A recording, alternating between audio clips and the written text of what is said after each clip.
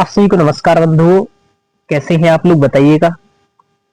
आज काफी दिन बाद हम लोग अध्ययन कर रहे हैं और क्योंकि प्रॉब्लम ये है कि मेरे साथ मैं अकेला ही हूँ और कई सारे काम हैं। और अभी कुछ दिन से मतलब मेरी तो एक तबीयत आप लोग जानते ही हैं, अभी भी ठीक नहीं है। आपको शायद सर्दी का मालूम चल रहा होगा।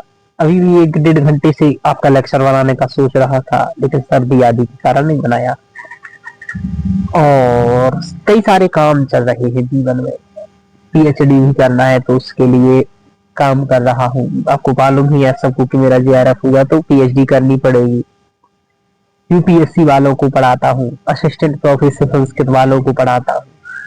बाकी अपने जीवन के भी पर्सनल काफी काम है, इस कारण समस्या आ रही है, लेकिन ठीक है।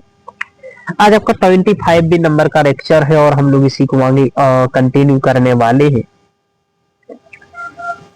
ये 25वां लेक्चर है। हम लोगों ने अभी तक क्या पढ़ लिया था उसके आगे हम लोग पढ़ेंगे।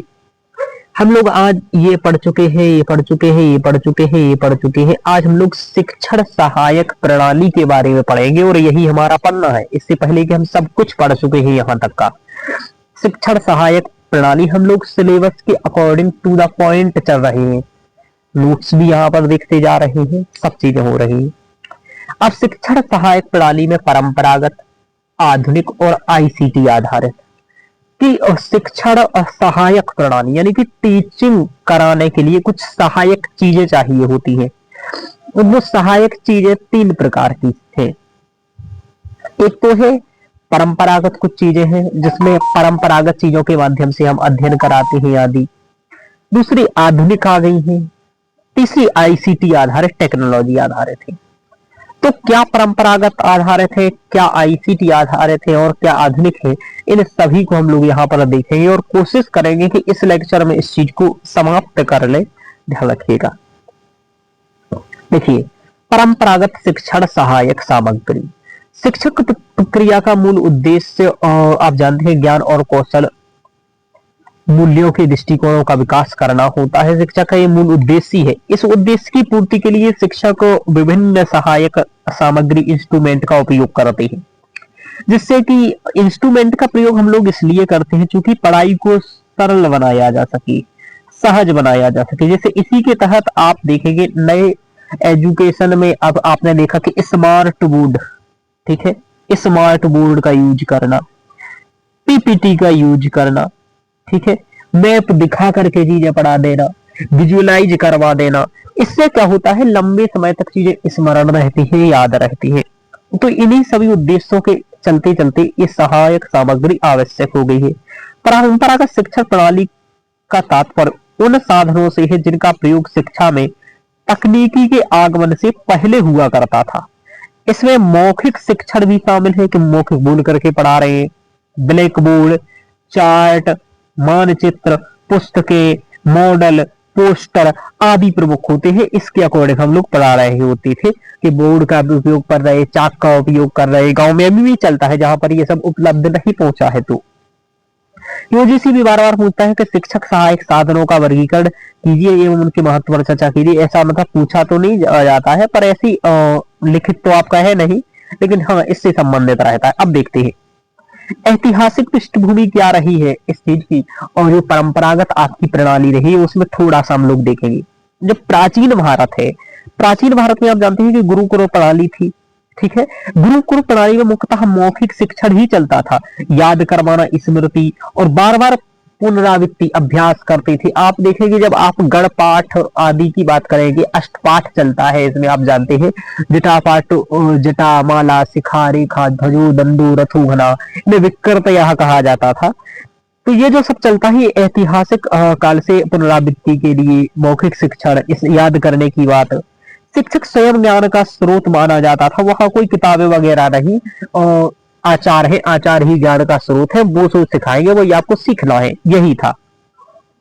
शिक्षा अधिकतर संवादात्मक और अनुभवजन्य हुआ करती थी। जो गुरु जी का अनुभव है और जो अनुभव आपको संवाद के रूप में बता रहे हैं वही शिक्षा है आपकी, ठीक है। मध्यकाल में क्या हुआ, मध्यकाल में पाठशालाओं और मदरसों में तख्ती आ गया, किताबें आ गया, धार्मिक ग्रंथ आ गए, पठन पाठन की ये सहायक सामग्री हो गया। यानी कि धार्मिक ग्रंथ है, कुछ लिखने के लिए भी बन गए आदि आदि। यहाँ भी विद्यार्थी श्रवण और लेखन के माध्यम से भी सीखते थे कि एक विद्यार्थी पढ़ रहा है, दूसरा सुन रहा है। आपने देखा होगा ऐसा कि स्कूल में भी कभी कभी होता है, एक बोल रहा है 2 एकम 2, फिर बच्चे बोल रहे 2 एकम 2, फिर दूसरा वही बोलेगा 2 दूनी 4, बच्चे उसको रिपीट करेंगे, ऐसा चलता है। औपनिवेशिक काल में ही अंग्रेजों के आगमन के साथ ब्लैक बोर्ड आया, चार्ट आई, नक्शे आए और पाठ्य पुस्तकें बनना स्टार्ट हुई, पाठ्य पुस्तकें आ गया। तो ब्लैक बोर्ड, चार्ट, नक्शे और पाठ्य पुस्तकें इनका उपयोग बढ़ा और शिक्षा में अनुशासन और स्मृति आधारित अधिगम पर बल दिया गया कि शिक्षा में अनुशासन पर बल और स्मृति आधारित पर बल। तो ब्लैक बोर्ड, चार्ट, नक्शे ये भी बहुत पहले से ही नहीं कि प्राचीन काल से चलता आ रहा है, ये भी औपनिवेशिक काल के दौरान ही आया। अब आया स्वतंत्रता के बाद हमारी एजुकेशन नीतियां आदि भी आरंभ हुई, कई सारी संस्थाओं का निर्माण किया गया, फिर शिक्षा को और बेहतर बनाने का प्रयास किया गया। एनसीईआरटी, एसईआरटी के माध्यम से चार्ट, मॉडल, नक्शे, चित्र आदि विकसित किए गए और उनका प्रयोग किया गया। परंपरागत साधनों के साथ साथ धीरे धीरे आधुनिक साधनों का भी प्रवेश होता गया।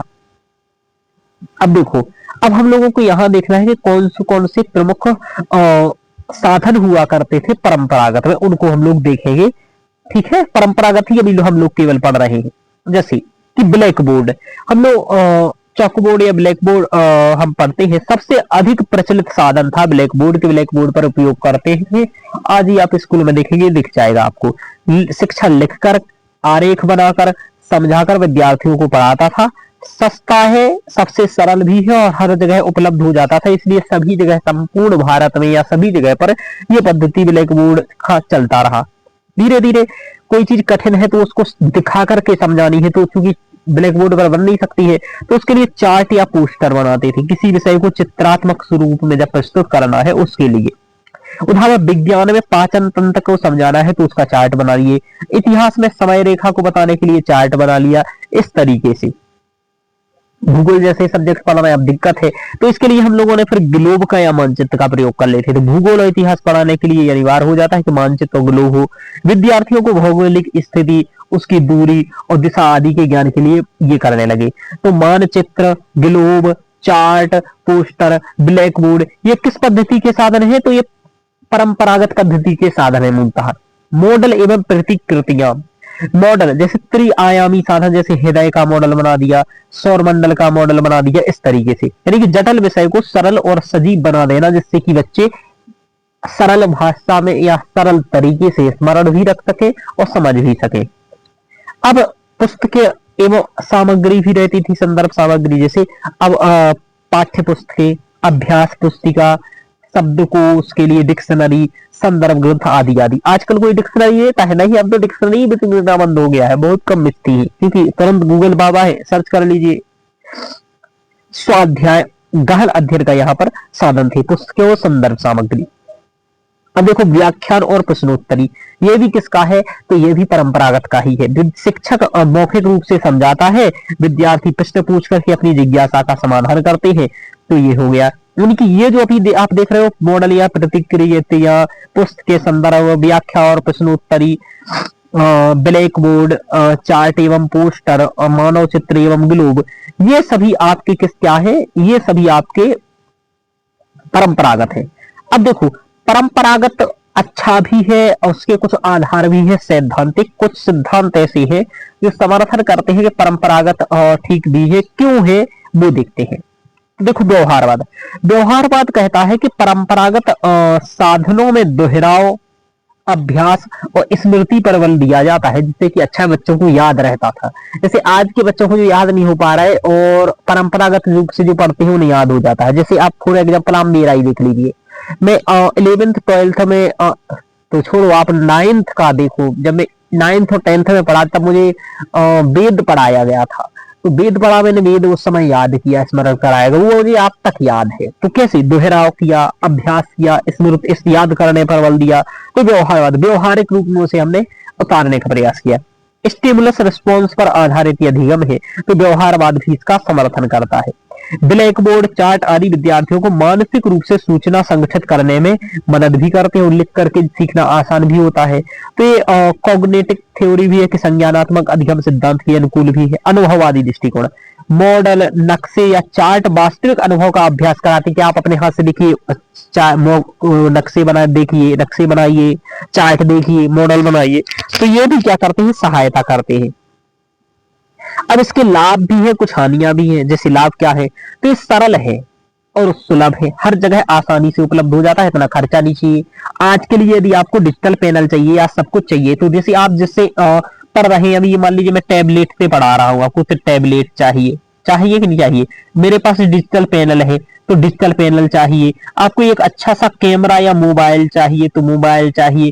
फिर आपको एक लैपटॉप चाहिए तो लैपटॉप चाहिए। आप क्या समझ रहे हैं, ये सब कम है, ये बहुत महंगा है। 30,000 का लगभग आपको लैपटॉप लेने, टैबलेट लेनी पड़ेगा यदि अच्छे कैमरे इत्यादि का चाह रहे हैं। जैसे मैंने लिया, ये लगभग 30,000 का ही है।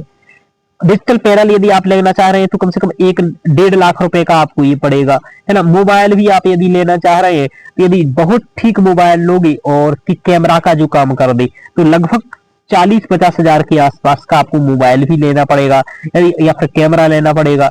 लैपटॉप लेना चाहोगे तो 50,000 के आसपास का लैपटॉप लेना पड़ेगा। अब ये सब आप देख लीजिए, तो 2.5 से 3 लाख का सामान चाहिए आपको कम से कम, यदि आपको डिजिटल सेटअप के रूप में आना है तो अच्छी सी, समझ पा रहे हो। तो इस तरीके से काफी चीजें चाहिए। तो ये सरल है, आसान है। चाक बोर्ड लाइए। जैसे अब शुरुआत में मैंने ही पढ़ाना स्टार्ट किया, मेरे पास अभी पैसे नहीं थे, तो मैंने क्या किया, 2 व्हाइट बोर्ड लिए और एक 40-50 हजार का मोबाइल लिया, 40,000 का मोबाइल लिया, और इसको लेकर के वीडियो बनाने लगा मोबाइल से करके, स्टैंड आदि लाके। तो व्हाइट बोर्ड पर बनाता था।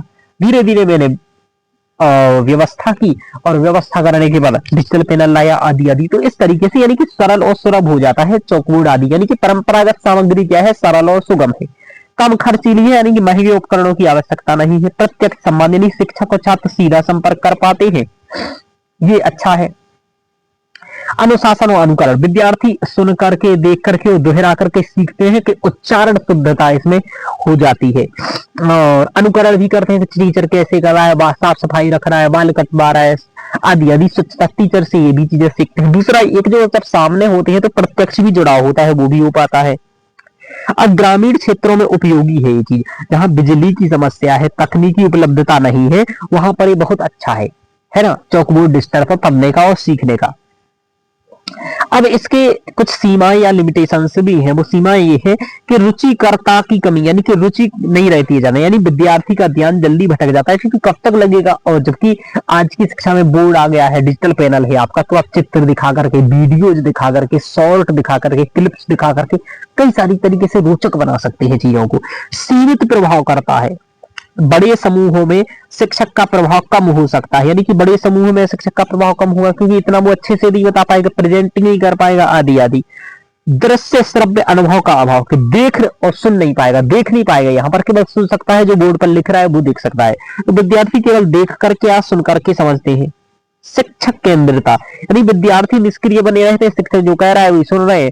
जबकि वहां पर डिजिटल रूप में या आधुनिक में हो गया कि आप ये भी कर पाए, तो उसको आप अपने से भी समझ सकते हैं चीजें, अपने से भी देख सकते हैं। देख रहे हैं तो शिक्षक से ज्यादा हो सकता है जो समझा रहा है यूट्यूब पर, वो भी अच्छा समझा रहा हो तो उससे समझ लें आप, या कहीं पर किसी प्लेटफॉर्म पर।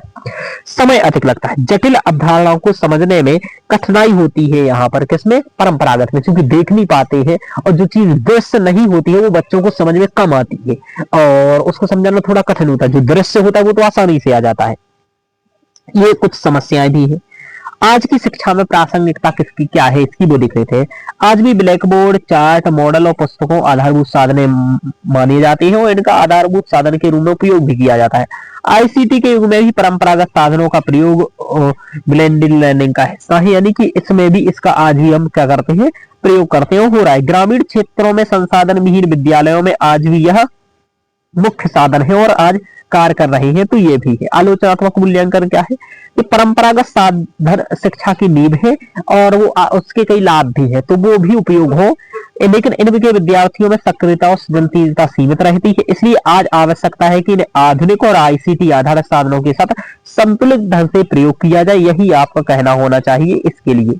अब पूछता क्वेश्चन कैसे, यूजीसी 2018 में यूजीसी ने क्वेश्चन पूछा कि शिक्षण सहायक सामग्री का वर्गीकरण कीजिए। उत्तर क्या है शिक्षण सामग्री? तो ब्लैक बोर्ड, चार्ट और मॉडल ये सब परंपरागत में आएंगे। आधुनिक में क्या आएगा? ओएचपी, फिल्म स्ट्रिप और टीवी आएगा। आईसीटी आधारित में कंप्यूटर, इंटरनेट और बुक्स जैसी चीजें आएंगी।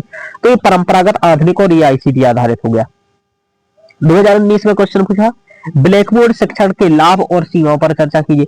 तो लाभ क्या है ब्लैक बोर्ड का? सस्ता है, सुलभ है और प्रत्यक्ष संवाद हो पाता है। सीमाएं क्या है? रुचिकरता में कमी, बड़े समूह में कठिनाई हो सकती है।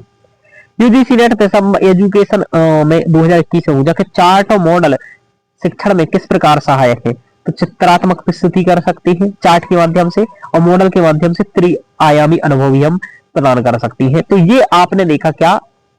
ये हम लोगों ने अभी तक देखा है परंपरागत शिक्षण सहायक प्रणाली। अब हम समझेंगे आधुनिक शिक्षण सहायक प्रणाली, और इसके बाद फिर हम लोग समझेंगे आईसीटी आधारित शिक्षण प्रणाली। समझ पा रहे हो? अब देखिए आधुनिक शिक्षण सहायक प्रणाली में क्या है? परंपरागत साधन जैसे ब्लैक बोर्ड, चार्ट, मॉडल आदि शिक्षा की नींव है, तो आपको मालूम ही है। लेकिन 20वीं सदी में विज्ञान और तकनीकी का जब से विकास हुआ है, इसके कारण नए उपकरण और साधन भी शिक्षा में आ गए हैं। और आधुनिक शिक्षण सहायक प्रणाली इन्हें ही हम कहते हैं, जो नए नए साधन आ रहे हैं। आप जानते हैं जैसे डिजिटल पैनल आ गए हैं, टीवी आ गई है, आदि आदि चीजें, ये सब सहायक सामग्री है जिससे कि आप दृश्य रूप में चीजों को समझ सकते हैं। चलिए, ये साधन परंपरागत साधनों से अलग है क्योंकि इनमें आंशिक रूप से तकनीकी यानी कि इलेक्ट्रॉनिक डिवाइस का उपयोग होता है। इनका मुख्य उद्देश्य होता है शिक्षण को दृश्य और श्रव्य यानी ऑडियो और विजुअल बनाना। अभी तक ऑडियो थी, विजुअल नहीं थी, देखना कम था। जैसे कि अभी तक वीडियो रूप में नहीं देख पा रहे हैं हम, आदि आदि। इस तरीके से रुचिकर नहीं था यानी कि इंटरेस्टिंग नहीं था, और प्रभावी यानी इफेक्टिव बनाना। तो तीन उद्देश्य से पूछा भी जा सकता है, उद्देश्य क्या है आधुनिक शिक्षा प्रणाली को करने के। देखिए, जो दृश्य और श्रव्य बनाना, रुचिकर यानी कि इंटरेस्टिंग बनाना, और प्रभावी यानी इफेक्टिव बनाना। ऐतिहासिक पृष्ठभूमि यह है कि औपनिवेशिक काल ब्रिटिश शिक्षा प्रणाली में ब्लैक बोर्ड और चार्ट के साथ ही साथ फिल्म स्ट्रिप्स और स्लाइड्स का प्रयोग शुरू हो गया था, और धीरे धीरे ये आरंभ हुआ। स्वतंत्रता के बाद 1950-60 के दशक में भारत में शिक्षा के लिए रेडियो का प्रयोग किया गया, ऑल इंडिया रेडियो। और रेडियो ने काफी किया, समाचार पहुंचाने के लिए रेडियो का प्रयोग सबसे महत्वपूर्ण रहा, और इसके माध्यम से जानकारियां पहुंची, इसके माध्यम से पढ़ने की, जैसे जो यूपीएससी आदि जैसे कई एग्जाम की तैयारी कर रहे होते थे, तो ऑडियो कहां से न्यूज सुनते थे? रेडियो से। 1970-80 के दशक में शैक्षिक television SITE satellite instructional television experiment ये हुआ। 1990 के दशक के बाद ओवरहेड प्रोजेक्टर OHP आया। इसके बारे में आप देख लीजिएगा, ये बहुत इंपॉर्टेंट है, पूछा भी जाएगा किस में है। तो ये बोल रहा OHP यानी कि ओवरहेड प्रोजेक्टर, स्लाइड प्रोजेक्टर आदि ये आया, यानी कि प्रोजेक्टर का सिस्टम आया, और ये महत्वपूर्ण रहा एक दिखाने के लिए। इग्नू और NCERT के माध्यम से ऑडियो वीडियो आधारित सामग्री भी आया। तो ये सब क्या है? ये है आधुनिक में। अब प्रमुख साधन इसकी क्या है? Overhead projector. पूछ लेगा कि मॉडर्न टीचिंग के लिए क्या है? तो मॉडर्न टीचिंग में एक तो ओवरहेड प्रोजेक्टर है। यह पारदर्शी शीट पर लिखी सामग्री को, जो पारदर्शी किसी चीज पर स्क्रीन पर प्रदर्शित करना, कोई भी चीज लिखी है तो उसको स्क्रीन पर प्रदर्शित करेगा। शिक्षक पढ़ाते पढ़ाते स्लाइड बदल सकते हैं। ब्लैक बोर्ड का ये उन्नत रूप है, तो आप ऐसा समझ सकते हैं ओवरहेड प्रोजेक्टर। इसको आप एक बार गूगल भी सर्च करके देख सकते हैं, तो आपको समझ में आ जाएगा। स्लाइड प्रोजेक्टर, चित्र या स्लाइड को स्क्रीन पर प्रोजेक्ट के रूप में प्रस्तुत करना। ये तो आपने देखा होगा चित्र आदि के रूप में अब जब प्रयोग करते हैं। भूगोल विज्ञान पढ़ाने के लिए आदि काफी उपयोगी होता है। फिल्म स्क्रिप्ट और शैक्षिक फिल्में, जैसे किसी विषय पर चलचित्र के रूप में शिक्षण कराना, तो फिल्म दिखा दिए, या फिर शैक्षिक फिल्में दिखा दिए विज्ञान प्रयोग, ऐतिहासिक घटनाओं आदि पर। जैसे मोहनजोदड़ो मूवी है, उसको ही दिखा दिए, इतिहास आदि के संदर्भ में थोड़ा सा जानकारी मिलेगी। रेडियो शिक्षण, ऑल इंडिया रेडियो, ज्ञानवाणी जैसे शैक्षिक कार्यक्रम हुए। बड़े पैमाने पर पहुंच, और विशेषकर ग्रामीण क्षेत्रों पर इन सभी चीजों की क्या रहती है? पहुंच। रेडियो शिक्षण ये आपने देख ही लिया। टेलीविजन शिक्षण, दूरदर्शन पर ज्ञान दर्शन कार्यक्रम आता है। सामूहिक शिक्षण का ये प्रभावी माध्यम है, तो टेलीविजन के माध्यम से। भाषा प्रयोगशाला यानी कि लैंग्वेज लैब, भाषा कौशल के लिए यानी कि लिसनिंग और स्पीकिंग सुधारने हेतु विद्यार्थियों के उच्चारण और श्रवण कौशल को विकसित करने हेतु ये भाषा प्रयोगशाला हो गया। फोटोग्राफ, टेप रिकॉर्डर, किसी विषय की तस्वीर, ठीक है, फोटोग्राफ, ध्वनि या वार्ता सुनना, ये महत्वपूर्ण हो सकता है। जैसे साहित्य के लिए, संगीत शिक्षण के लिए टेप रिकॉर्डर का अच्छा है, तो उसमें रिकॉर्ड करके रख लिया, वो बार बार सुन रहे हो आप, तो उससे भी क्या हुआ, अभ्यास हो गया। इसके भी कुछ सैद्धांतिक आधार है, ठीक है। डेल्स कॉन्स ऑफ एक्सपीरियंस, ये ठीक है, ये 1964 में दिया गया है। इन्होंने कहा कि इसमें दिखाया गया है कि जितना अनुभव प्रत्यक्ष और जीवंत होता है उतना ही अधिगम स्थायी होता है, यानी कि जितना हम प्रत्यक्ष रूप से वो डायरेक्ट सामने सीखते हैं, खुद करके सीखते हैं, तो उससे हम ज्यादा देर तक याद रखते हैं। जैसे फिल्म के माध्यम से या स्लाइड या रेडियो या टीवी भी आदि के माध्यम से जब हम देखते हैं तो विजुअल रहता है, सामने रहता है, तो वो ज्यादा देर तक आपको याद रहता है। संज्ञानात्मक अधिगम के दृश्य और श्रव्य साधन विद्यार्थियों की स्मृति और समझ को गहराई देते हैं। सामाजिक अधिगम सिद्धांत भी, विद्यार्थी मीडिया शिक्षण सामग्री का से अनुकरण के माध्यम से सीखते हैं, चूंकि ये मानता है कि अनुकरण के माध्यम से सीखते हैं लोग। इसके लाभ क्या है, तो दृश्य श्रव्य का प्रभाव, विद्यार्थी देख करके और सुन करके बेहतर समझ पाते हैं। जटिल अवधारणा सरल होकर जाती है, यानी कि विज्ञान और गणित के प्रयोग को आसानी से दिखा दे रहे हैं तो समझ पाते हैं। रुचिकर और प्रेरणादायक है, विद्यार्थी इससे उबते नहीं है, आसानी से इसको देखते हैं। सामूहिक शिक्षण भी हो जाता है, बड़ी संख्या में छात्रों तक संदेश पहुंचाना, ठीक है। स्मृति स्थायित्व, दृश्य और श्रव्य अनुभव लंबे समय तक याद रखने में भी मदद करते हैं। लिमिटेशंस ये है कि लागत अधिक है, उपकरण महंगे, जैसे टीवी लेना है तो ये भी आसान है क्या।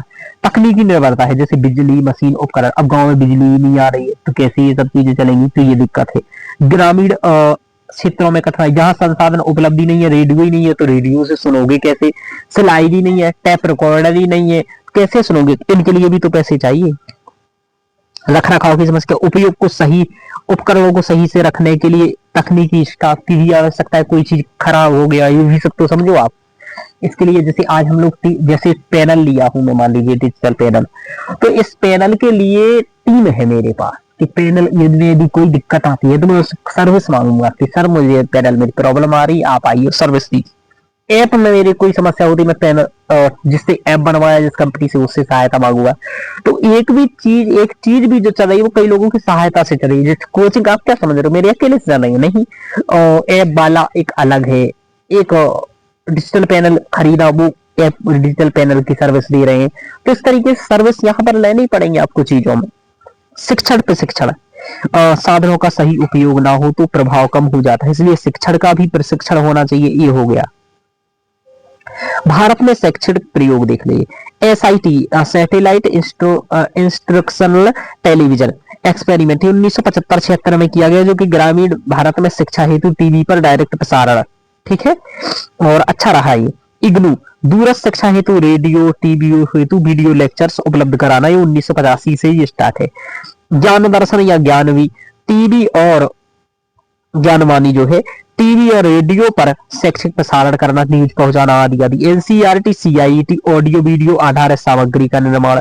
आलोचनात्मक मूल्यांकन क्या है, आधुनिक साधन परंपरागत से अधिक प्रभावी है, लेकिन ये सभी तक समान रूप से सुलभ नहीं है, ग्रामीण क्षेत्र तक अभी भी इनकी पहुंच नहीं है। ग्रामीण क्षेत्रों में डिजिटल डिवाइड के कारण इनका उपयोग सीमित है। शिक्षक की तकनीकी दक्षता इनके उपयोग की शर्त है, यानी कि शिक्षक यदि तकनीकी रूप से दक्ष नहीं है तो वो इनका उपयोग नहीं कर पाएगा, ये समस्या नहीं भी है। शिक्षण में ऑडियो विजुअल साधनों की भूमिका की चर्चा कीजिए। ऑडियो विजुअल साधन शिक्षण को रुचिकर, स्थायी और प्रभावी बनाते हैं, ध्यान रखना।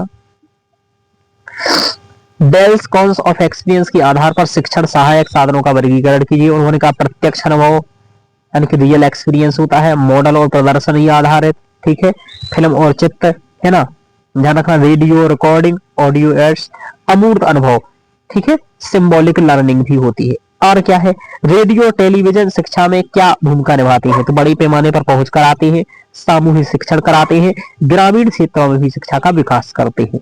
तो निष्कर्ष क्या है कि आधुनिक शिक्षण सहायक प्रणाली को दृश्य और श्रव्य और जीवंत बनाने में सहायक रही है। आधुनिक चीज ने क्या किया है कि दृश्य श्रव्य बना दिया, दृश्य बना दिया तो आगे इंपोर्टेंट तक चलेगी। रेडियो टीवी ने शिक्षा को घर घर तक पहुंचाया है। OHP स्लाइड और फिल्में विद्यार्थियों के लिए जटिल विषयों को सरल बनाने में सहायक रही। यद्यपि लागत और तकनीकी निर्भरता इसकी सीमा है, लेकिन इसने शिक्षा के आधुनिक रूप की नींव रखी। आज की ICT आधारित शिक्षा इन्हीं आधुनिक साधनों की उन्नत व्यवस्था है। यानी कि पहले ये आए तब तो इतनी अच्छी, अब नए डिजिटल पैनल आदि आए। आप ये समझो 2020 से पहले की शिक्षा जो थी, कैसे समझोगे कि आईसीटी आधारित शिक्षा और आईसीटी आधारित शिक्षा और ऑनलाइन और आधुनिक शिक्षा और आईसीटी आधारित को आप ऐसे समझ लो कि 2010 से पहले की शिक्षा, ठीक है, और 2010 के बाद की शिक्षा। 2010 के बाद की को आप आईसीटी आधारित मान लो, 2010 से पहले की वाली को आप आधुनिक मान लो, और आप 1950 से पहले की शिक्षा को आप, ठीक है, परंपरागत मान लो, क्योंकि अधिकतर परंपरागत ही चल रहा था, अब तो परंपरागत मान लो। ऐसा मान के चलो तो आपको समझ में आ जाएगा कि 2000 मूलतः आईसीटी आधारित शिक्षा 2020 के ही बाद आई, जहां पर ऑनलाइन आपने देखना स्टार्ट ज्यादा चीजें किया, यानी व्यापक स्वरूप धारण कर रही है और रोज कर रही है, डेली प्रतिदिन ये सब काम बढ़ रहा है। अब देखते हैं आईसीटी आधारित शिक्षण सहायक सामग्री क्या क्या है, वो भी देखेंगे। 21वीं सदी में शिक्षा में सबसे बड़ा परिवर्तन है आईसीटी आधारित। आईसीटी मतलब इंफॉर्मेशन एंड कम्युनिकेशन टेक्नोलॉजी आधारित। आईसीटी का अर्थ है सूचना और संचार प्रौद्योगिकी। इसमें कंप्यूटर होता है, इंटरनेट होता है, स्मार्टफोन होता है, डिजिटल बोर्ड होता है, मल्टीमीडिया होता है, मूक्स, एलएमसी, है ना। ये हमारे आपको एलएमएस ये समझा चुका हूं।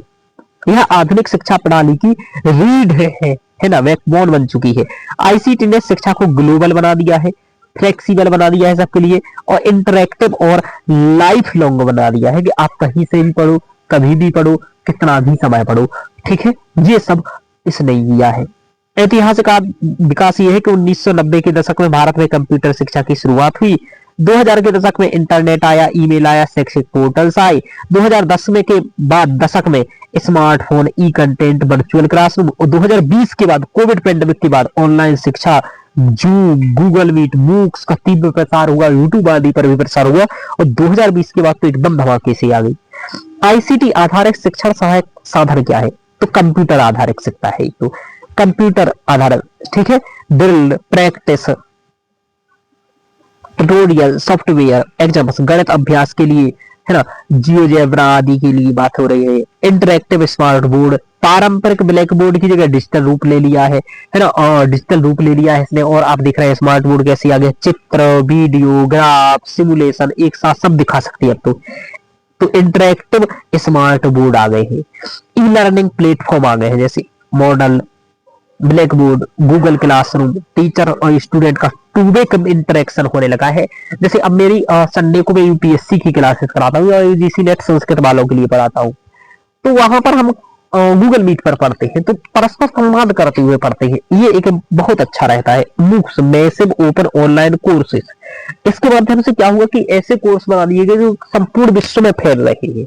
तो आप कहीं से भी पढ़ो, किसी से भी पढ़ो, आपके पास अच्छे अच्छे टीचरों की उपलब्धता हो गई है कि कोई यदि टीचर अमेरिका में बैठ के भी पढ़ा रहा है तो भी आप भारत में पढ़ सकते हो, कोई विद्यार्थी टीचर दिल्ली में बैठ करके भी पढ़ा रहा है तब भी आप पढ़ सकते हो। अभी जो आप पढ़ रहे हो वो भोपाल में बैठे किसी टीचर से पढ़ रहे हो, तो और आपका पता नहीं कहाँ बैठे होंगे, तो आप ही जानते हैं। तो कुरोसिया, ईडब्ल्यूएस, स्वयं, ये सब मैंने आपको बताया थी। किसी भी विषय पर मुफ्त और सशुल्क कोर्स भी है। यूजीसी नेट पर स्वयं पर बार बार प्रश्न आया है, तो ये सब है। तो अब ध्यान रखना है कि स्वयं को थोड़ा सा आप याद रखेंगे।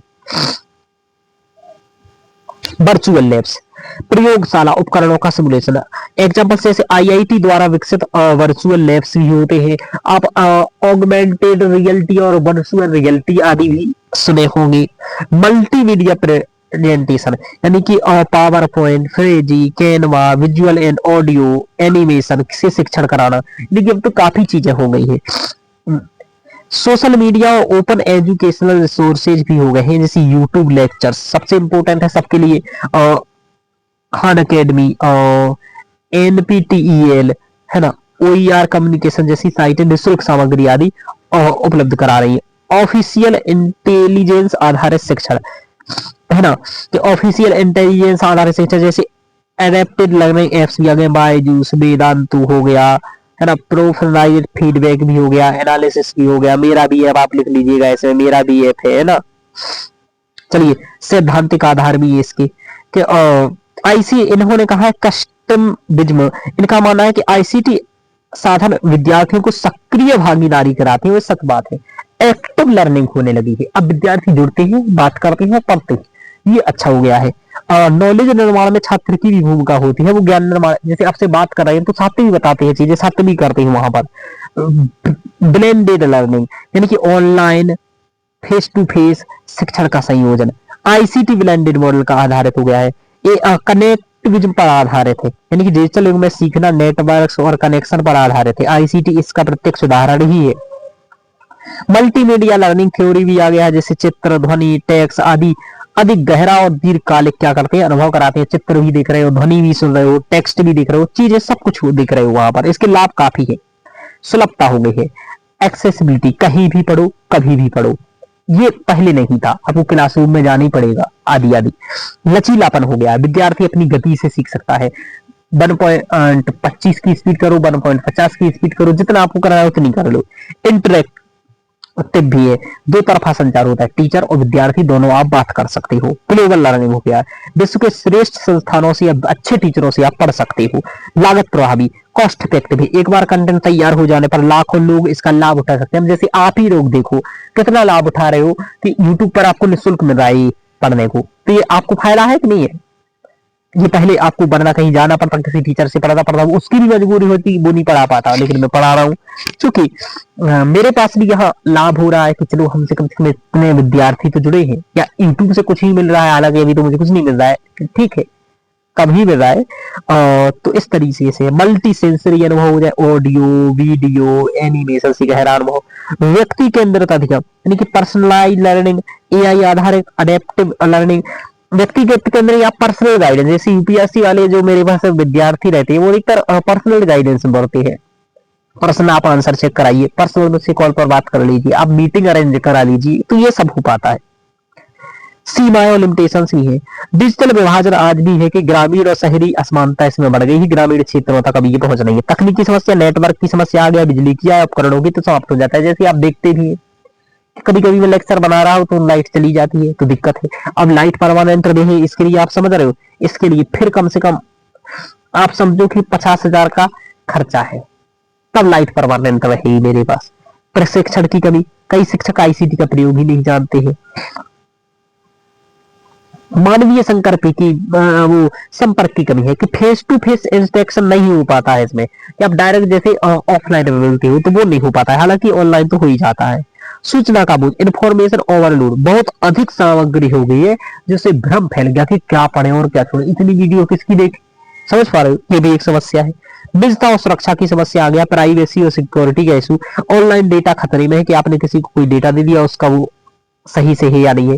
भारत में आईसीटी शिक्षा के प्रयास से तो बहुत सारी चीजें हैं, इन सभी चीजों को आप सर्च करके देख लीजिएगा एक एक बार।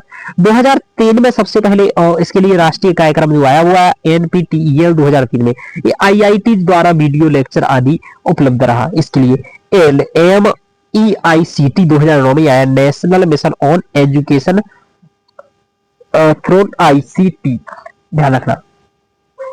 स्वयं 2017 में आया मुक्स का प्लेटफॉर्म, ये मैंने आपको बताया है। दीक्षा पोर्टल स्कूली शिक्षा के लिए डिजिटल सामग्री उपलब्ध कराता है। ई पाठशाला NCERT e books audio visual सामग्री उपलब्ध कराता है। तो दीक्षा ई पोर्टल, अब इनके बारे में सर्च करना है, सभी के बारे में आपको एक एक के बारे में लिख लेना है थोड़ा सा। कोविड काल में Zoom, Google Meet, MS team का बड़े पैमाने पर उपयोग किया गया। पीएम ई विद्या प्रोग्राम भी बहुत इंपॉर्टेंट रहा, तो ये सब आप ध्यान रखना। आलोचनात्मक मूल्यांकन क्या है, आईसीटी ने शिक्षा की सीमाओं से परे बियॉन्ड है ना बाउंड्रीज पहुंचा दिया है, यानी कि बाउंड्री से, यानी कि जहां तक ये चीजें नहीं पहुंच सकती थी आज वहां पहुंच गई है। आज गांव का विद्यार्थी भी यूपीएससी की तैयारी कर रहा है ऑडियो वीडियो देख करके। लेकिन भारत में अभी डिजिटल डिवाइड और टीचर्स ट्रेनिंग सबसे बड़ी चुनौती है। टीचर्स ही इतने दक्ष नहीं है कि वो चीजों को करा सके। अभी गाँव के टीचरों को आईसीटी बोर्ड पहुंच गया है डिजिटल, लेकिन चलाना नहीं आ रहा है, पीपीटी बनाना नहीं आ रहा है। उसे कह दो कि 5 पेज टाइपिंग करना है, उसमें पसीना छूट जाता है, 5 पेज कौन करेगा, कैसे करेगा, आदि आदि। शिक्षा का मानवीय पहलू भी है, एम्पैथी, वैल्यू केवल आईसीटी से नहीं आ सकते, इसके लिए पारंपरिक और आधुनिक साधनों का संयोजन आवश्यक है। कि देखो ऑनलाइन शिक्षा केवल नॉलेज दे सकती है आपको, लेकिन आपको वो ईमानदारी, सहयोग, बंधुत्व की भावना, राष्ट्र प्रेम, ये सब चीजें नहीं सिखा सकती। बड़ों का सम्मान, अनुशासन, धैर्य, ये सब चीजें सिखाना थोड़ा सा कठिन है इसके, ये आपको परंपरागत, इसलिए दोनों का संयोजन आवश्यक है।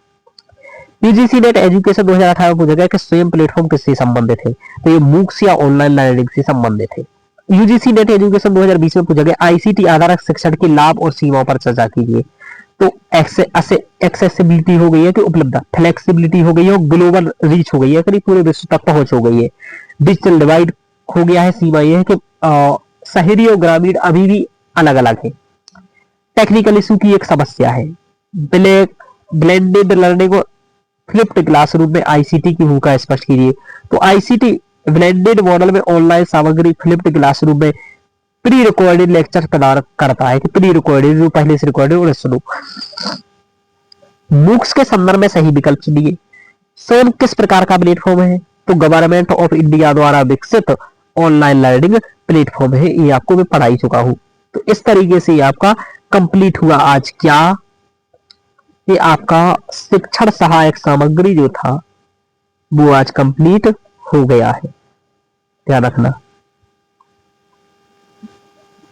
एक मिनट।